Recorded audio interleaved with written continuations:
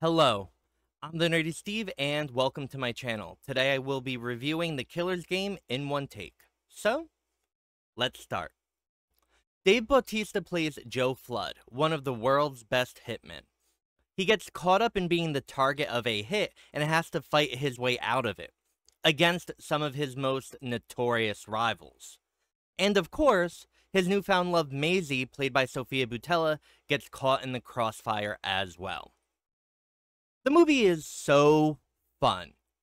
I have not enjoyed myself like this in a very long time. It is filled with relentless action and has a surprisingly strong emotional center. Part of the joy of The Killer's Game is its two very specific filming styles. The action sequences have this over-the-top and highly presentational vibe. There is a heavy weight to how they're filmed with a slight touch of whimsy. They might have a little bit too much CGI blood, but they're still very fun.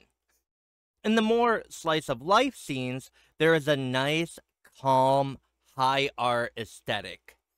This blend of styles is apparent in the opening, where Joe Flood is performing a hit on someone who's watching a dance performance.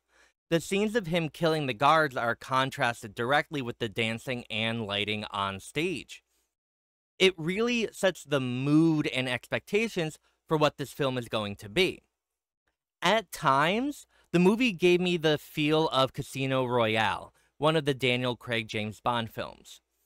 The Killer's Game has a lot less duplicity and is more concerned with direct combat than espionage, but there is a wonderful grittiness that permeates throughout the two films that grounds them in reality. There are cool stock characters that you would expect in a spy movie, and machinations happening in the background that add a lot of surprising depth and history to this world. And that is not easy to do. And while Casino Royale might be a match in tone and plot, this movie is similar to Kingsman: The Secret Service in its humor and more absurd moments, as well as having Sofie Boutella in it. Kingsman is kind of a parody of the genre in some ways, and those elevated moments are definitely here. One of my biggest complaints of The Killer's Game is that I wish some of the fights were a little more intricate. You don't really get anything like the Kingsman church scene in this movie, and that's a bummer. We are introduced to so many assassins throughout the film, and as they answer the call to kill Joe Flood, we usually see them in the midst of another hit. The introduction scenes were usually much more satisfying and unique than their fights with Joe. This is not to say that they were bad, but I was wanting and expecting more. Toward the end of the movie, there were many opportunities for certain people to team up and create these cool dynamics and interactions. There were really cool set pieces and places for them to fight, but they were never fully utilized. I want to bring up Kick-Ass because it's kind of the pinnacle of these types of high-octane action movies. Kick-Ass has drama and tons of amazingly choreographed and intense fights, with diverse weapons and creative uses of them.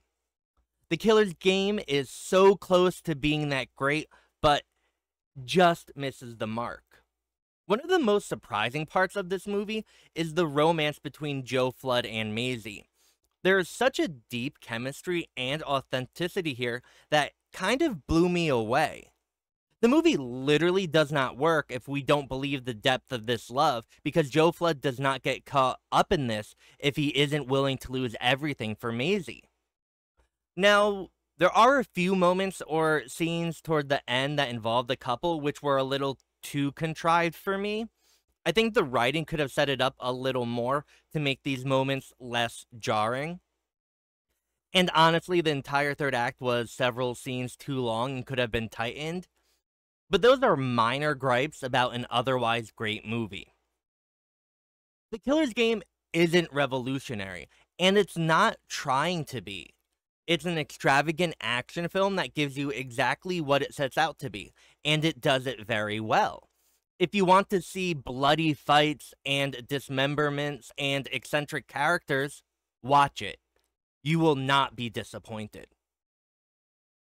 I'm the Nerdy Steve, and thank you so much for watching. And as always, like and subscribe and comment below to tell me how right or wrong you think I am. Have a wonderful morning, evening, or afternoon, wherever you are. Bye.